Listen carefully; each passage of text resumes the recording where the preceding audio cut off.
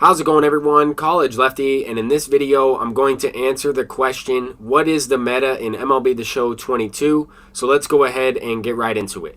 And when I say the word meta, it's simply an acronym that stands for the most effective tactics available. If you don't know what that means, it's simply what is going to help me win in this video game. And I'm going to do my best to explain the meta, but also the reasons why the meta is the way it is and why I don't think it's going to change pretty much ever in this video game as long as we have the same hitting and pitching systems implemented.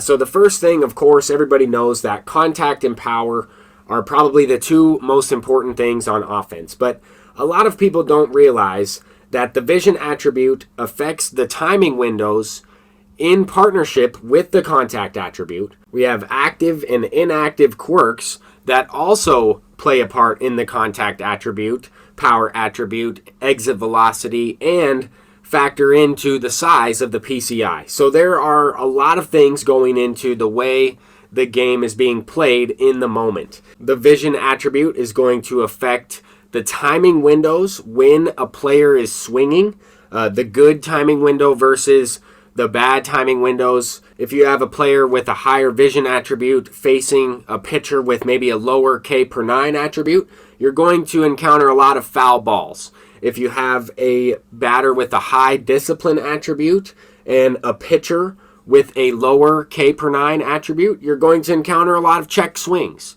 And vice versa. If you have a hitter like Tommy Edman with a lower discipline attribute, he is going to get called for a strike a lot more often on a check swing, especially if he's facing a pitcher with the higher K per 9 attribute. So there are a lot of factors into this. Pitcher's confidence, pitcher stamina plays a huge factor in some of the rivaling attributes. Now, one thing I want to mention is the clutch attribute. I want to explain that. I was talking a little bit about it with Yayo Gaming on Twitter today.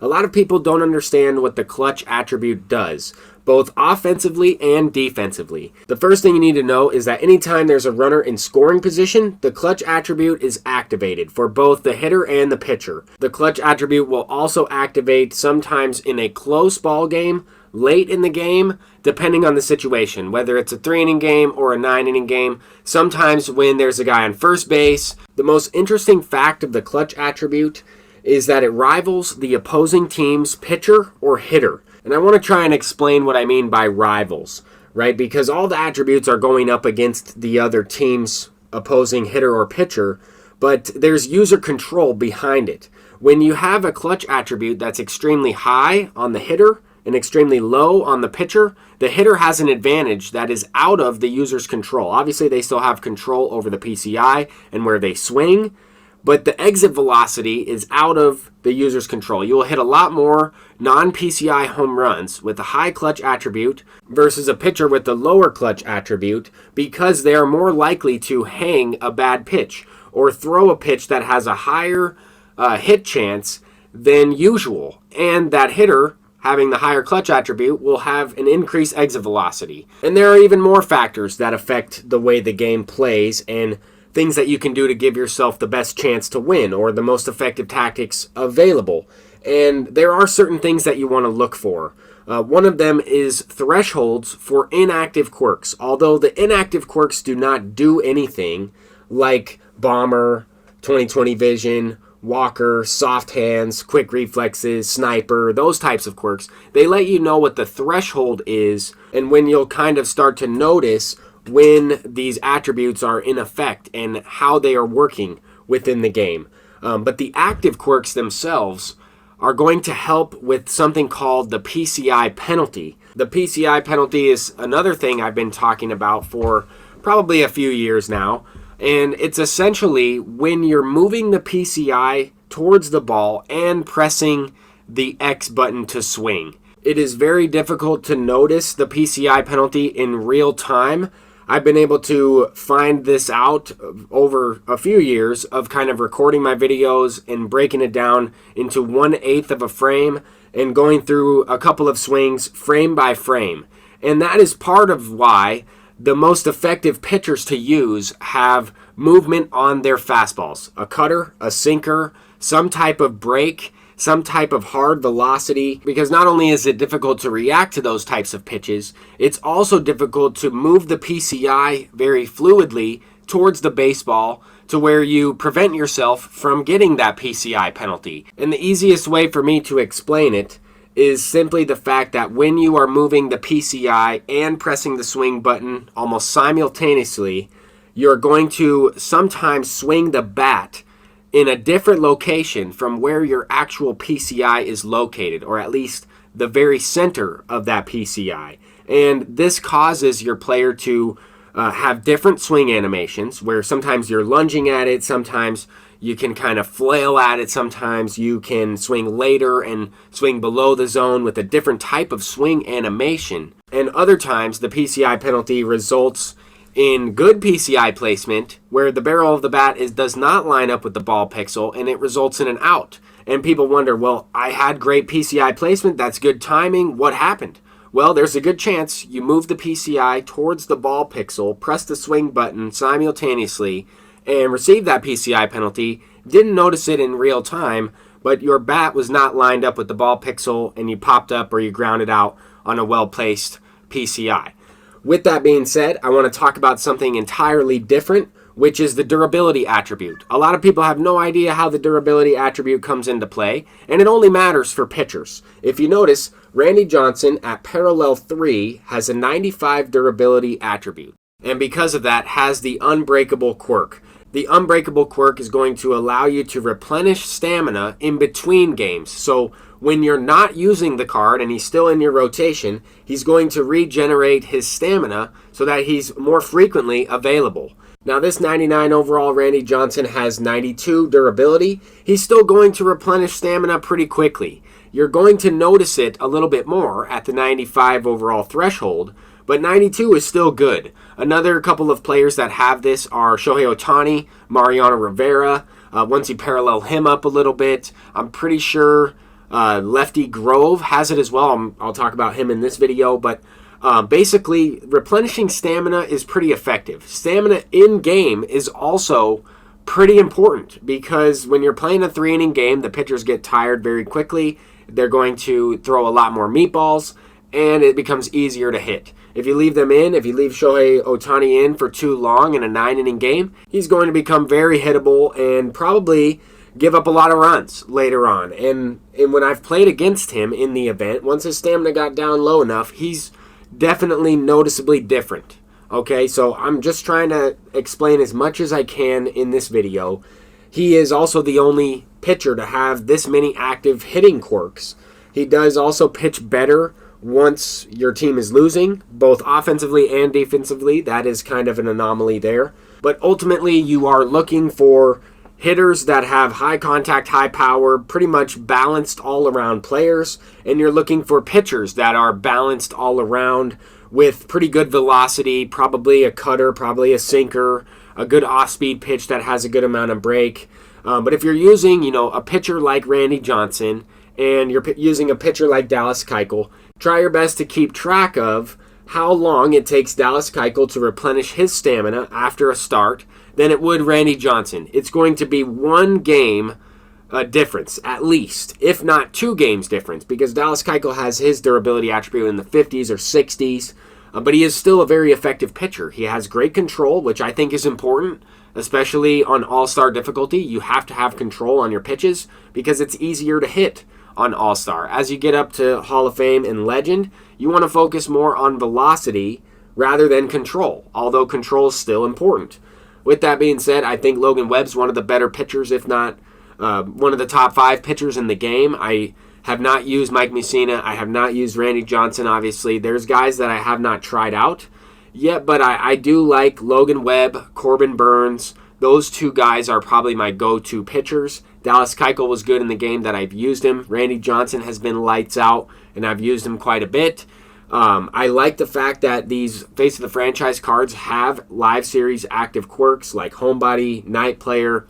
These individual pitching quirks like Sinker Baller, Knee Buckler, and Illusionist just let you know that that specific pitcher has pretty high control or break or both on those individual pitches. I think Lefty Grove, this postseason reliever, has a lot of value because of the 52 stamina. You can use this card for an inning, for maybe 2 innings, potentially 3 innings, before he goes into that yellow stamina range. And when a pitcher goes into that range, they become much easier to hit, as I was mentioning earlier with Shohei Ohtani. Not only that, but he has the 95 overall durability, whereas he doesn't have the best pitch mix. This card will be available every other game for, like I said, 1 or 2 innings, potentially 3 innings. You can rely on this card to be your long reliever if you happen to use one.